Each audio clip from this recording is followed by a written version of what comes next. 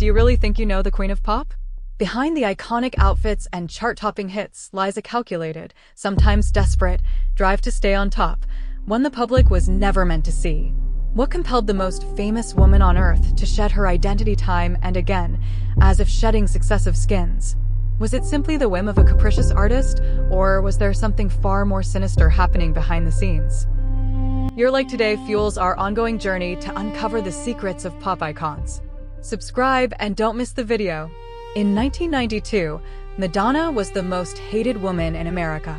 Her career seemed to be crumbling under a barrage of scandals, but what followed wasn't just a comeback. It was a meticulous psychological deconstruction of a global superstar on the brink. In this documentary investigation, we reveal the secret mentors, deep personal pains, and existential fears that fueled her greatest transformations, and we reread pop's cultural history from a perspective never before seen. The industry's secret approach. In the music industry, she's dubbed the Queen of Radical Change, but Madonna's reinventions weren't just clever marketing tactics. A subtle thread, like a complex psychological map, connects each of her eras, from Like a Virgin to the present day. That thread is her personal obsession with self-discovery and the relentless search for meaning beyond the glamour of fame. Discover with us the hidden motives that changed the history of pop culture forever. Survival mechanisms in an industry that marginalizes women. Let's be honest, the music industry isn't just an art market. It's a brutal battleground against time, especially for women. A woman who passes 30 is quietly pushed into the corner of the veteran artist, deprived of the spotlight, and labeled an old icon. Madonna learned this lesson very early on. Her transformations weren't just fleeting fashion choices. They were calculated survival mechanisms, a preemptive war against the aging audience and the market stagnation. While others succumbed to the laws of attraction, Madonna reinvented her own artistic laws of attraction. Each transformation was a renewal of an implicit contract with her audience. I'm not what you expect. I'm not what you remember. I'm here to surprise you again. The roots of transformation in the secret cultures of the 80s. Every revolution has roots, and Madonna's first revolution, the one that led her to the Like a Prayer era, was no accident. Her roots lie in the underground cultural scene of the 1980s, specifically in New York's secret clubs like Danceteria and the Roxy. In those spaces, marginalized subcultures, the LGBTQ+ community, modernist performance artists, and hip-hop pioneers were forging a new visual language. Madonna didn't just observe these cultures, she absorbed them like a sponge. She borrowed the discipline of the body from modern ballet, the audacity to push boundaries from performance art, and the vibrant rhythms of the street from African American culture. This explosive mix paved the way for her dramatic transformation, turning her from a dance music singer into a cultural icon grappling with issues of racism and prejudice. The fear of exclusion, the primary driver. What many overlook is the profound obsession that guided Madonna from the very beginning. The fear of exclusion. When she arrived in New York with just $35, she knew that staying in the city wasn't a solution, but a daily necessity. This early fear of becoming just another statistic in the annals of failure forced her to completely redefine her identity for the first time. She didn't have the luxury of a slow, gradual self-discovery. She had to invent a self strong enough to shield her from the harshness of the street and the indifference of industry. This immense psychological pressure, which she later described as a constant feeling of being on the verge of falling off a cliff, transformed her into a sculptor, endlessly reshaping her own self. The avant-garde as a marketing weapon. If Madonna was a sculptor, her raw materials were the taboo and the avant-garde. She collaborated with designers and photographers who were waging parallel wars in the worlds of fashion and art, such as Jean-Paul Gaultier, designer of the iconic tapered bra, Steven Meisel, and Herb Ritts. These collaborations were not merely commercial agreements, they were strategic armaments. Avant-garde designers provided her with visual armor to pierce the wall of stereotypes. The tapered bra was not just a garment, it was a weapon against the patriarchal gaze that reduces women to their bodies. The inverted cross and leather straps were not just accessories, they were political statements declaring her rebellion against religious institutions.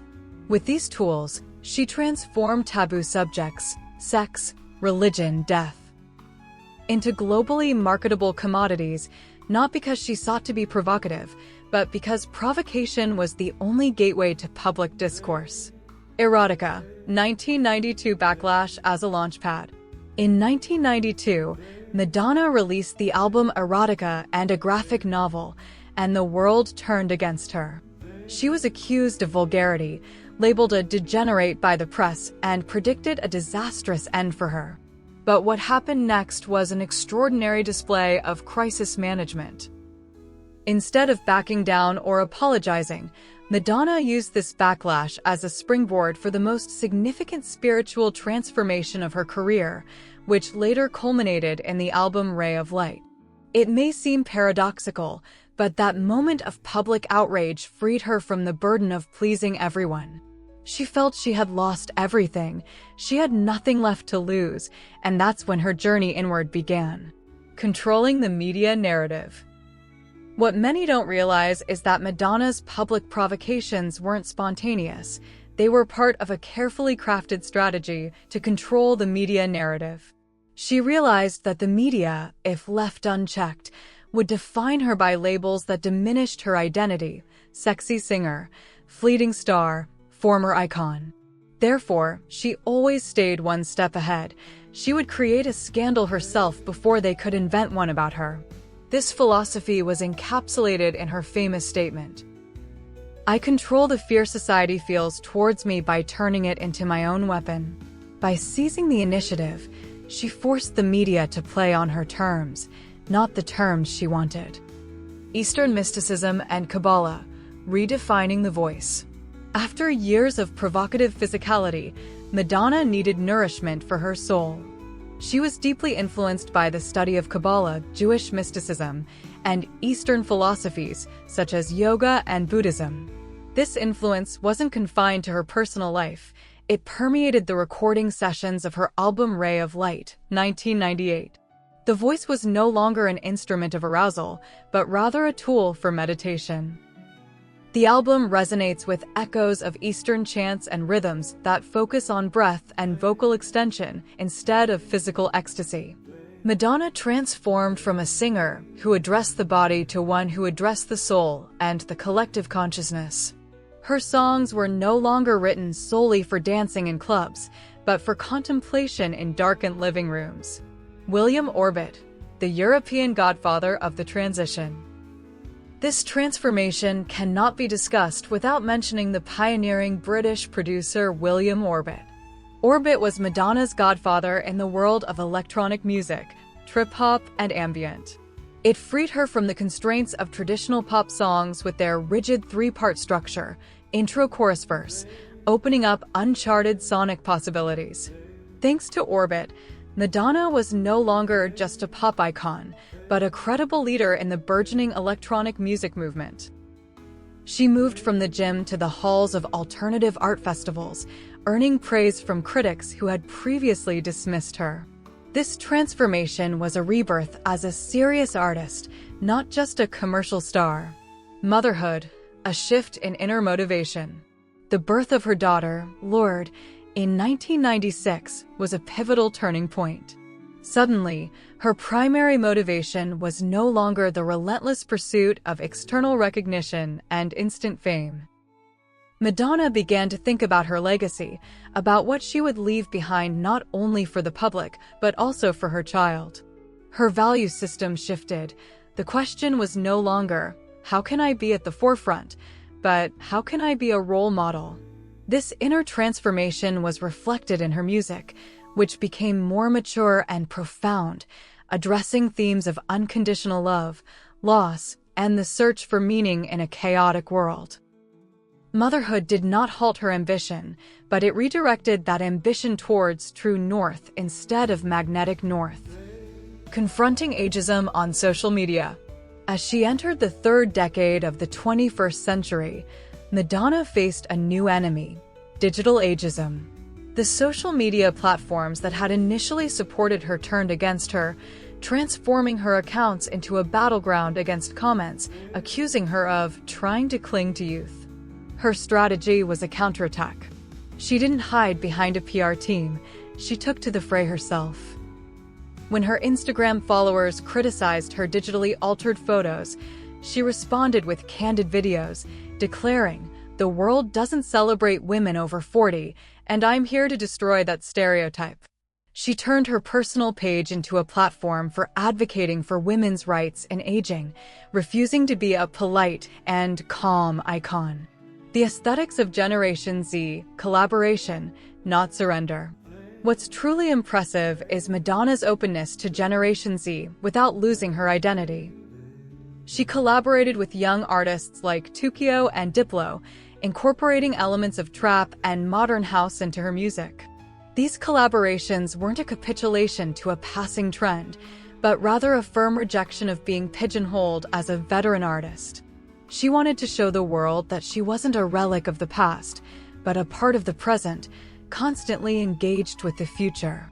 She borrowed their visual aesthetics, Generation Z fashion, their electronic beats, and reinterpreted them in her own language, affirming that creativity knows no age. The 2023 Crisis and the 2024 Tour, a proof of body and soul.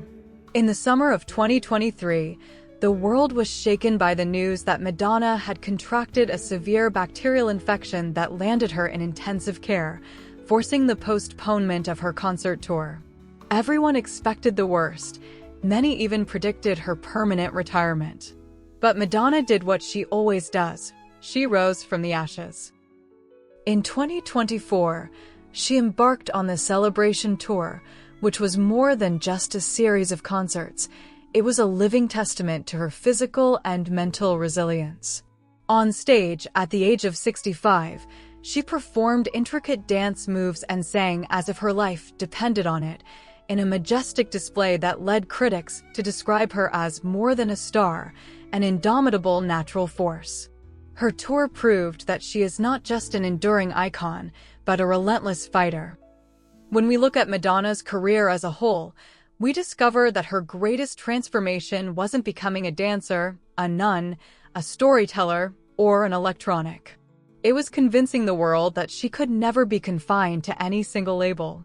For 40 years, critics tried to pigeonhole her: a bad actress, a commercial star, a religious fanatic, a prostitute, a saint. And each time, she broke free, shattering their molds in the process.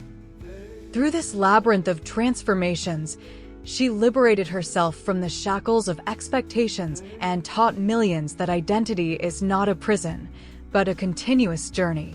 Her cinematic project, The Ultimate Narrative. In the latest chapter of this battle for narrative control, Madonna is currently working on her autobiographical film project, which she will both direct and write. This is not simply a film about her life, it is the ultimate form of creative self-control. Madonna refuses to have her story told by writers or directors who might reduce or distort it. By sitting in the director's chair, she ensures that her voice is the only one heard, and that the vision reaching the final audience is solely her own. She holds the reins of the ultimate narrative, writing the history she wants written about her, rather than being written about. Madonna didn't change who she is, she revealed it. Ultimately, after all these decades of astonishing transformations, we realize one fundamental truth: Madonna's journey was never about changing who she is, but about revealing the many layers that have always existed within her. The Madonna who dances to disco, the Madonna who burns on the cross, the Madonna who meditates in Kabbalah, the Madonna who wages war against ageism on Instagram, are not different personalities. They are different faces of the same elusive, ever-present essence. She is not like a chameleon that changes color to camouflage itself, but like a diamond that reflects different light depending on the angle from which it is viewed. This is the deepest secret behind her legendary longevity. She didn't reinvent herself from nothing each time. Rather, She was unearthing a part of herself she had kept hidden from the world, placing it on stage to prove that the human soul, if it is brave enough, is an endless sea of possibilities. With this, we conclude our documentary and analytical journey into the mind and soul of the Queen of Pop. Madonna remains a living lesson in the art of survival, not through clinging to the self, but through the audacious courage to let it change, transform, and amaze us each time with how she masterfully crafts her own narrative. Like the video if you appreciate indomitable legends, and subscribe to be the first to discover what's new.